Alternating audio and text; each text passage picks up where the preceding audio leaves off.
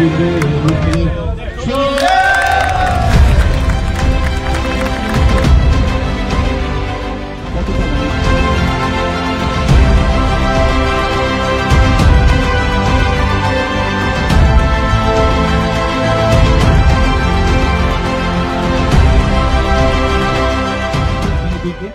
মেহেদী কিছু বলবেন আজকের ম্যাচ নিয়ে, কতটা উপভোগ করলেন, কেমন ছিল আজকে আপনার এই ক্যাপ্টেন্সি নক?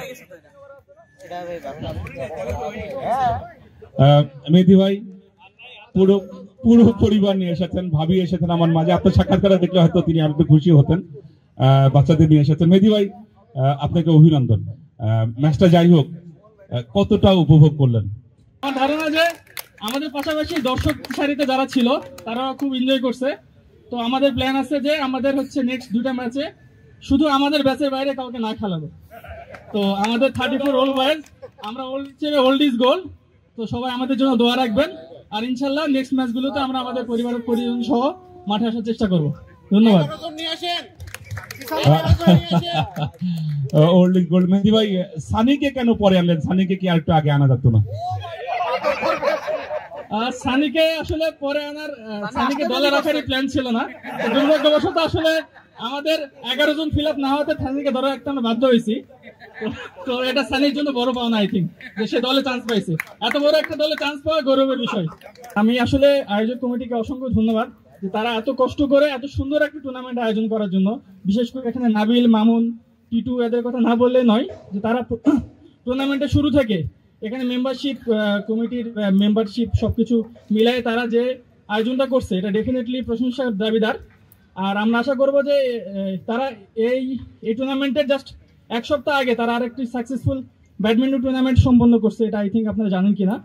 তো তাদের জন্য ডেফিনেটলি আমাদের টিমের পক্ষ থেকে অনেক ধন্যবাদ যে তারা আমাদেরকে আসলে তাদেরকে আরেকটা ধন্যবাদ প্রাপ্য। তারা আসলে আমাদের টিমের জন্য আই থিঙ্ক যে এটা অ্যালাউ করছে যে আমাদের বাচ্চার যে কেউ খেলতে পারবে। অন্য টিমের প্লেয়ার সংখ্যা 16, আমাদের প্লেয়ার সংখ্যা 225।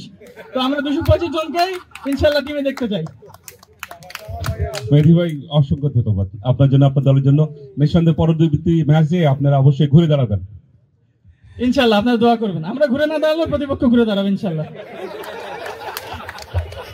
কথা বলছিলাম লুজিং ক্যাপ্টেন মিস্টার মেহেদীর সঙ্গে, দারুণ একজন মানুষ। সবচেয়ে বেশি ধন্যবাদ জানাই পুরো পরিবার নিয়ে তিনি এসেছেন। এবারে উইনিং ক্যাপ্টেন, অত্যন্ত সফল একজন ক্যাপ্টেন, গর্বিত ক্যাপ্টেন মিস্টার সুপ্তর দল গত আসরে অপরাজিত চ্যাম্পিয়ন ছিলেন, যেখান থেকে শেষ করেছেন সেখান থেকে আবারও শুরু করেছেন। 2টি ম্যাচ খেললেন, 2টি ম্যাচে কিন্তু এখন পর্যন্ত জয়লাভ করেছেন। সুপ্ত অপোনেন্টের দলের ক্যাপ্টেন, যা বললেন আপনি এর বিপক্ষে বা পক্ষে কি বলবেন? আমরা ম্যাচটা অনেক এনজয় করেছি, আর ধন্যবাদ মেহেদী ভাইকে যে তারা সিনিয়র হিসেবে আমাদের ছোট ভাইদের বোলারদের মান সম্মান রক্ষা করেছে,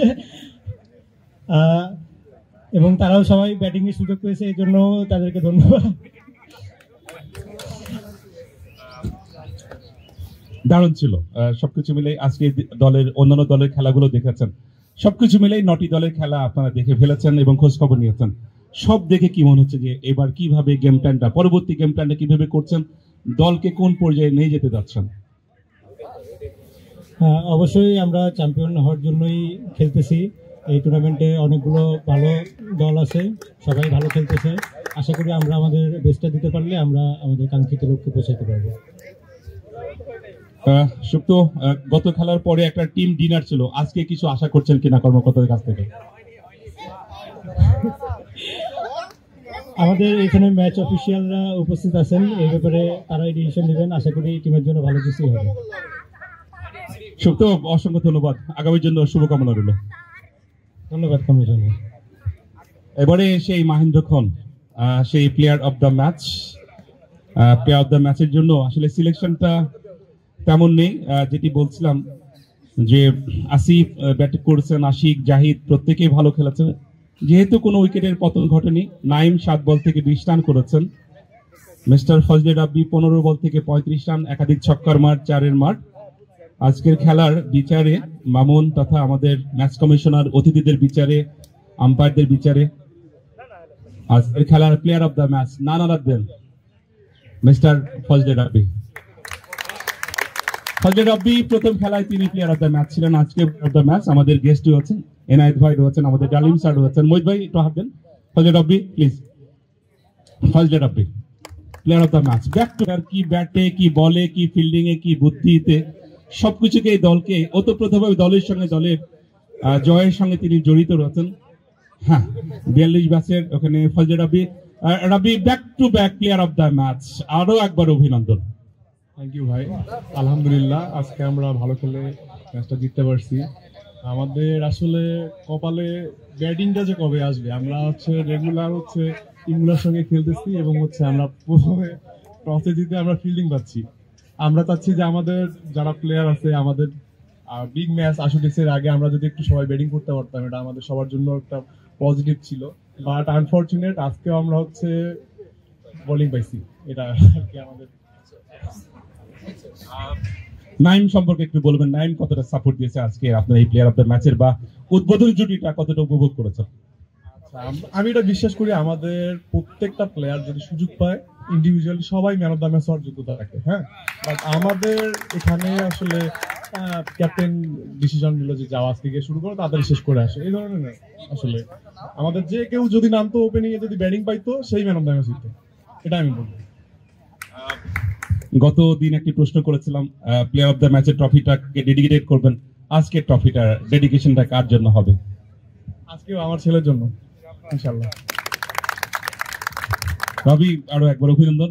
নিঃসন্দেহে আগামী পর্বে এর চেয়ে ভালো ম্যাচ হবে ইনশাআল্লাহ। আমরা সামনে আসুটেক্সকে ফেস করতেছি, ইনশাআল্লাহ এই ম্যাচটা দিয়ে আমরা টুর্নামেন্টে একটা কম্পিটিটিভ টুর্নামেন্টে ইনশাআল্লাহ অংশগ্রহণ করবো। হ্যাঁ,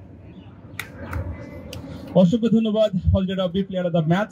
সম্মানিত ভিউয়ার্স, এই ছিল আজকে আমাদের সারা দিনের জার্নি।